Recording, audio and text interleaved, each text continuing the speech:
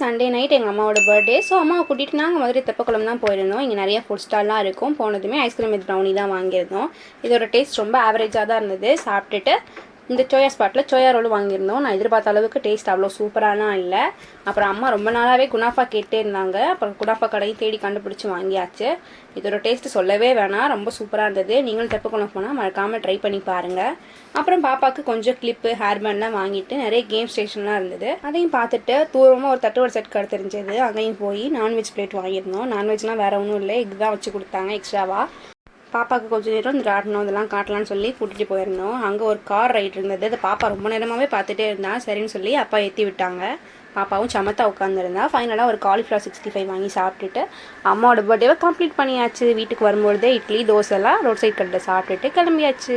இந்த vlog அவ்வளோதான். என்னோட வீடியோ பிடிச்சிருந்தா மறக்காமல் என்னோட சேனலை சப்ஸ்கிரைப் பண்ணிக்கோங்க. நெக்ஸ்ட் வீடியோவில் பார்க்கலாம். டாடா.